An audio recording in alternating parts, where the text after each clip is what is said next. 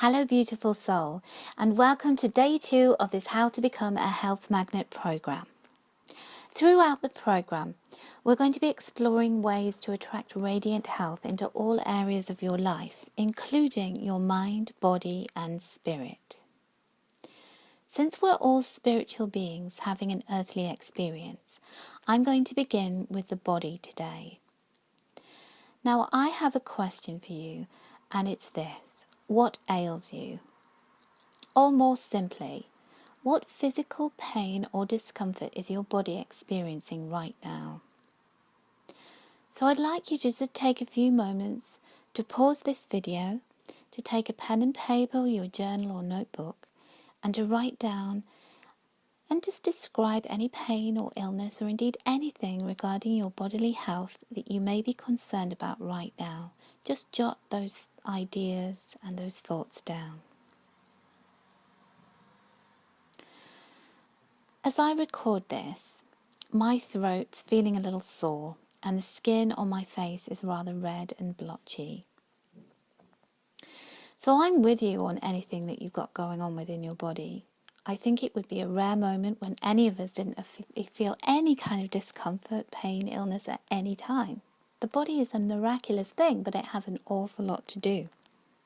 So thanking you for taking the time to do this activity, and I asked you to do it not to alarm you or to make you focus on negative aspects of your health, but rather to pay attention to your body and what it's telling you. I'd like you to be present with it, and I'd like you to begin this year by sitting within that beautiful vessel that carries your soul and to connect with it. Your body is an important part of you, but it isn't the whole of you, even though that's what you see in the mirror and the bit of you that others see first. It isn't the real you, but it's a big aspect of you. And one of the most important parts of radiant health is awareness of the mind, body and spirit, and connecting each of these to keep them in balance at all times. We tend to see the body in isolation. So for example, my lower back hurts, my foot's painful, or my throat's sore. We take pills and potions, we go to the doctor or see other professionals to help resolve the ailment. When what we also need to do is to acknowledge where our thoughts, our habits and our lifestyle might be contributing to the ailment or the condition that we're experiencing.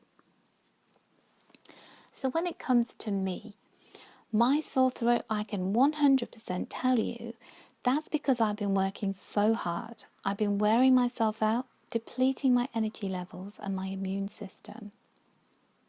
I've also been eating loads of processed food, which really doesn't give me much nourishment. I've been drinking more alcohol than usual. Now, when I'm writing this, it's the leading up time to Christmas and the New Year. So that's my excuse. I'm kind of out of my routine of healthy eating. I'm kind of eating on the run. But all of my lack of self-care is manifesting itself as a sore throat.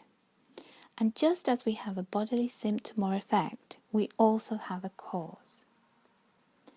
So I'd like you to take a few moments once more, just to think about how those habits of yours, those eating patterns or activities lately or over time, have contributed to any of the ailments, injuries, painful things that you listed earlier. So just take a few minutes to think about those and how your lifestyle patterns or activities have contributed to those symptoms in your body, and just write down some ideas. So how was that for you? Did you gain any extra insight or aha moments from thinking about this? If you didn't, just sit with it. See what else comes up for you.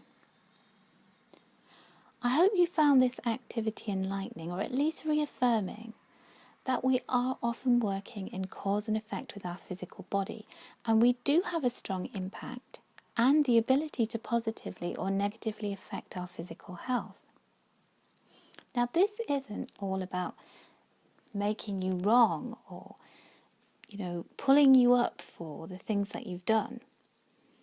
This is about thinking about what can you do to minimize the impact on your body. So once more, I'd like you to pause the video just to take a few moments to think about this right now and to write down 2 steps that you're prepared to commit to improving your health. Now, I have a health warning with this as well. Make those steps big enough to make a difference, but small enough to make it possible for you to do them.